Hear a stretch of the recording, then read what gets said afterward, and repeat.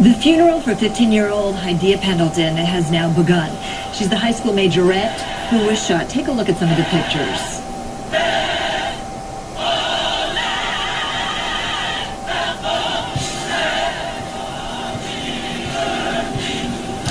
Now, she is the girl who was shot and killed as she sought shelter during a rainstorm in a playground, and this was days after performing at a party during President Obama's inauguration. First Lady Michelle Obama, Education Secretary Arnie Duncan, and Senior Advisor Valerie Jarrett all returned to their hometown to honor the girl. The reward for information leading to her arrest now stands at $40,000. So as Hydea is laid to rest, police have had little luck trying to find the killer. And some say it's because of the unspoken code the community knows well. Don't snitch. One thing we do know is that Hydea wasn't afraid to speak out. Take a look at the PSA she recorded earlier. Hi, my name is Hydea. This commercial is informational for you and your future children. So many children out there are in gangs, and it is your job as students to say no to gangs and yes to a great future. Robert Spicer works with parents and schools to help solve gun violence by trying to change the culture. And Robert, so many people are afraid to talk. How do we even begin to change it? Well, we begin to change it by now beginning to conversate and really talk to each other, not talk at each other. What we've done at Christian Finger High School, where I've worked there since 2009, is begin the whole process of bringing in a philosophy called restorative justice.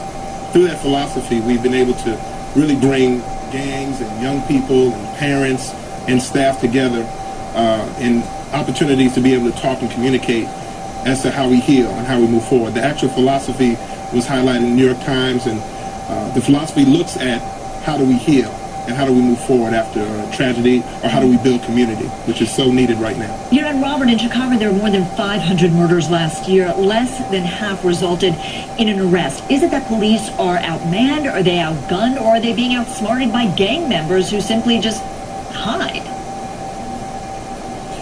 We can't arrest our way out of this, nor can we suspend or expel our way out of this situation.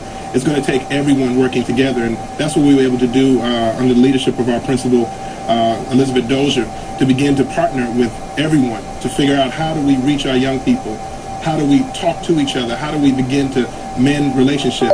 The police right now have a trust issue with the community, and so because of that, the community is not willing to come and talk to them about situations because they're fearful of the police, they're fearful of retributions for talking to the police.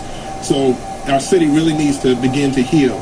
And after the funeral and after the services, we need to now mobilize and work together with our police and with our churches and with our schools to really move this conversation along and begin to bring in common sense policies to really help our young people. And you know, you see this girl, Hydea Pendleton, so much promise, so much hope for the future, and now she's gone. Do you think that that could be a rallying cry, that maybe the community will say enough, and maybe police will say, okay, you know, we've got to meet halfway? How do you see her death?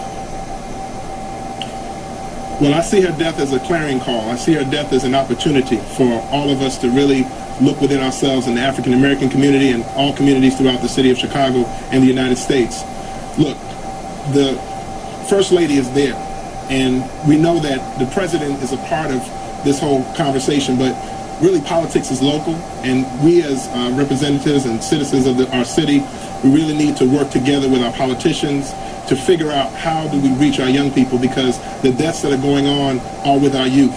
And our youth have a response to this. They have a way to help and support this. And the generation before us, it was Emmett Till. And maybe she would be that Emmett Till. Maybe she would be that spark to move the conversation along and begin to bring in common sense policies that are going to be restorative as opposed to punitive. All right. Well, Robert Spicer, thank you so much. Hopefully, perhaps something good will come of this and her death will not have been in vain. Thank you. We've got more ahead. An asteroid